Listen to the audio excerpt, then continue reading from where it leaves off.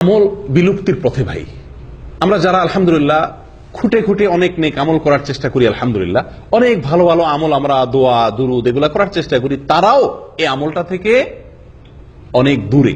এই আমলটা আমরা অনেকে করছি না। সেটা কোনটা? সেটা হলো আজানের জবাব দেওয়া। মুয়াজ্জিন যখন আজান দেন পাঁচ ওয়াক্ত নামাজের জন্য, সালাতের জন্য, তো মুয়াজ্জিনের আজানের কি দেওয়া? মৌখিক জবাব দেওয়া। একটা তো সশরীরে উপস্থিত হয়ে জবাব দিলাম, সেটা তো আছেই, কিন্তু আজান যখন দেন তখন মুয়াজ্জিনের সঙ্গে সঙ্গে আজানের বাক্যগুলো বলা, আজানের জবাব দেওয়া মৌখিক ভাবে, এটি গুরুত্বপূর্ণ একটি আমল যেটি আমাদের সমাজ থেকে প্রায় বিলুপ্তির পথে। এই আমলটা পুরুষ মহিলা সবাই করতে পারেন, কথা বুঝে আসছে, এবং এটার জন্য ওযুর কিছুর প্রয়োজন হয় না। যে অবস্থায় আমি আছি ওই অবস্থায় শুধু মুখে মুয়াজ্জিন যে বাক্যগুলো বলছেন আমিও সাথে সেই বাক্যগুলো বলতে পারি, বললে আমি বিশাল বড় সওয়াবের অধিকারী হতে পারি। অথচ এটা আমাদের করা হয় না। আজান চলে, আমরা অন্য কোনো মনস্ক থাকি, হয়তো আমি নামাজ পড়তে আসবো মাশাআল্লাহ ভালো, কিন্তু ওই যে জবাব দেওয়া দরকার ওই সময় হয়তো আমি কোনো কথা বলছি, কোনো কাজে ব্যস্ত, অথবা অন্য মনস্ক, অথবা কোনো কাজ নাই কিন্তু জবাব দিচ্ছি না। এরকম না হয় বেশিরভাগ ক্ষেত্রে? প্রিয় ভাইরা, আজকে আমরা জেনে নেই যে আজানের জবাব দিলে কি লাভ হয়, কি লাভ হয়। সুবহানাল্লাহ, যে বিশাল ফজিলত এই আজানের জবাব দেওয়ার জন্য রয়েছে নবী সাল্লাল্লাহু আলাইহি ওয়াসাল্লাম ঘোষণা অনুযায়ী, তা শুনলে আমরা আর কখনোই আমলটা ছাড়বো না ইনশাআল্লাহ। দেখুন, প্রথম কথা হলো আজান যিনি দেন তার সওয়াব কি? তার সওয়াব তো অনেক। কিয়ামতের দিন তার গর্দান থাকবে সবচাইতে উঁচু। গর্দান থাকার অর্থ হলো সে সবার উপরে থাকবে। বুঝে আসছে কথা? সম্মানিত যে, এটা বোঝা যাবে। বুখারীর হাদিসে আছে নবী সাল্লাল্লাহু আলাইহি ওয়াসাল্লাম বলেন, লাউ ইয়ালামুন নাস মা ফিন নিদা ওয়াস সাফিল আউয়াল লাস্তাহামু। মানুষ যদি জানতো আজান দেওয়ার ভিতরে কি মর্যাদা রয়েছে, মুয়াজ্জিনের জন্য কি মর্যাদা রয়েছে, যদি মানুষ জানতো, তাহলে লটারি করে মুয়াজ্জিন নিযুক্ত করতে হতো বিনা পয়সায়। মানুষ প্রতিযোগিতায় লিপ্ত হতো, লটারি করে ফ্রি আজান দেওয়ার জন্য মানুষ আসতো, যদি জানতো তার কি মর্যাদা। তাবরানীর এক হাদিসে আসছে নবী সাল্লাল্লাহু আলাইহি ওয়াসাল্লাম বলেছেন, ওয়া আজরুহু মিসলু আজরি মান সাল্লামা। মুয়াজ্জিনের সওয়াব হলো মুয়াজ্জিনের আজান শুনে তার সঙ্গে যত লোক নামাজ পড়েছে তাদের সবার সমপরিমাণ সওয়াব অতিরিক্ত হিসাবে, এক্সট্রা হিসাবে, বোনাস হিসাবে মুয়াজ্জিনকে দেওয়া হয়। সুবহানাল্লাহ।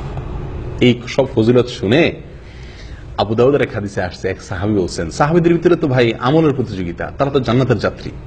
জান্নাতের সাহাবী বলতেছেন যে, ইয়া রাসূলুল্লাহ, মুয়াজ্জিনরা তো আমাদের চাইতে অনেক বেশি মর্যাদার অধিকারী হয়ে যাচ্ছে।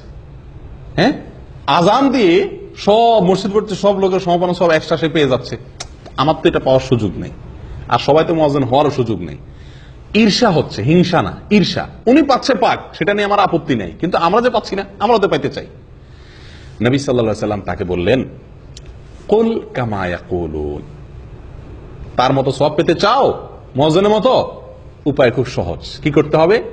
মুয়াজ্জিন যা বলে তুমিও তা বলো, তার সাথে সাথে জবাব দাও। মুয়াজ্জিন যখন আল্লাহু আকবার বলবে, পুরা পাড়ার সমস্ত মানুষ যারা আমরা শুনছি সবাই আমরা সঙ্গে বলবো কি? আল্লাহু আকবার। যখন মুয়াজ্জিন আশহাদু আল্লা ইলাহা ইল্লাল্লাহ বলবে, আমরা কি বলবো? আশহাদু আল্লা ইলাহা ইল্লাল্লাহ। যখন মুয়াজ্জিন আশহাদু আন্না মুহাম্মাদুর রাসূলুল্লাহ বলবে, আমরা কি বলবো? অনেকে মনে হয় সাল্লাল্লাহু আলাইহি ওয়াসাল্লাম বলে, না, কি বলবো এখানে? আশহাদু আন্না মুহাম্মাদার রাসূলুল্লাহ। স্বয়ং নবী সাল্লাল্লাহু আলাইহি ওয়াসাল্লাম এইভাবে শিক্ষা দিয়েছেন, এবং সহিহ মুসলিমে আছে, ইযা ক্বালা আশহাদু আন্না মুহাম্মাদার রাসূলুল্লাহ ক্বাল আশহাদু আন্না মুহাম্মাদার রাসূলুল্লাহ। সহিহ মুসলিমের হাদিস। অর্থাৎ মুয়াজ্জিন যখন আশহাদু আন্না মুহাম্মাদার রাসূলুল্লাহ বলবে, এখানে সাল্লাল্লাহু আলাইহি ওয়াসাল্লাম না বলে হুবহু ওইটাই বলতে হবে, আশহাদু আন্না মুহাম্মাদার রাসূলুল্লাহ। দুরূদ পড়লে আপনি শেষে পড়বেন। এরপরে যখন হাইয়া আলাস সালাহ বলবে, তখন আমরা বলবো লা হাওলা ওয়ালা কুওয়াতা ইল্লা বিল্লাহ। যখন হাইয়া আল ফালাহ বলবে, আমরা বলবো লা হাওলা ওয়ালা কুওয়াতা ইল্লা বিল্লাহ। আল্লাহু আকবার বলবে, আল্লাহু আকবার বলবো, লা ইলাহা ইল্লাল্লাহ বলবে, আমরাও লা ইলাহা ইল্লাল্লাহ বলবো। এই যে মুয়াজ্জিনের সাথে সাথে আজান এর বাক্যগুলো বলা, জবাব দেওয়া, সঙ্গে সঙ্গে মুয়াজ্জিন বলবেন, আমরা বললাম, তিনি বললেন আল্লাহু আকবার, তারপরে আর কি, সঙ্গে সঙ্গে বলতে তার পরপর। এটা বললে মুয়াজ্জিন যে পরিমাণ সওয়াব পাবেন, আপনিও সেই পরিমাণ সওয়াব পাবেন। এখন একটু চিন্তা করে দেখুন, হারামের মুয়াজ্জিন, মক্কার হারামের মুয়াজ্জিন আজান দিচ্ছেন, আর আপনি সে আজানের কি দিচ্ছেন? জবাব দিচ্ছেন। তিনি আল্লাহু আকবার বলছেন, বলে শেষ করছেন, আপনি আল্লাহু আকবার বলছেন। তার আজান শুনে কত হাজার হাজার মানুষ নামাজ পড়তে আসবে হারামে। তাদের নামাজের কি মান, কি কোয়ালিটি, কত ভালো মানুষ তার ভিতরে থাকবেন। এই সবার সমপরিমাণ সালাতের এক্সট্রা সওয়াব আপনি পেয়ে যাবেন, শুধুমাত্র জবাব দিবেন। কত সময় আমরা রেডিওতে, টেলিভিশনে সরাসরি আজান, লাইভ আজান শুনি, কিন্তু বোবার মতো বসে থাকি, জবাব দেই না। ঠিক না ভাই? এই আমলটা করবো তো ইনশাআল্লাহ। মুয়াজ্জিন আজান দিয়ে যে সওয়াব পাচ্ছেন, আপনি আজান না দিয়ে ইনশাআল্লাহ বিদিনা সেরকম সওয়াব পাবেন। বলে তাহলে আর মুয়াজ্জিন হওয়ার দরকার কি? না ভাই, মুয়াজ্জিনের যে কষ্ট, একেবারে হুবহু তার যে মর্যাদা, সেটা তো আপনি পাবেন না। সওয়াবের পরিমাণ হয়তো সেটা হবে, কথা বুঝে আসছে? মর্যাদা হুবহু সেটা হবে না। আপেলের চাইতে টমেটো বা এরকম আরো অনেক কম দামা জিনিস, এগুলো দেখা যায় ভিটামিন বেশি থাকে, কিন্তু ভিটামিন বেশি থাকলে কি দাম সমান হবে? স্বাদটা একরকম হবে না। এই জন্য যিনি আজান দিচ্ছেন তার মর্যাদা তো আল্লাহ সুবহানাহু ওয়া তাআলার কাছে অনেক বেশি, কিন্তু তার সমপরিমাণ সওয়াবটা অন্তত আমি ভাগ বসাইতে পারলাম। কি করলে?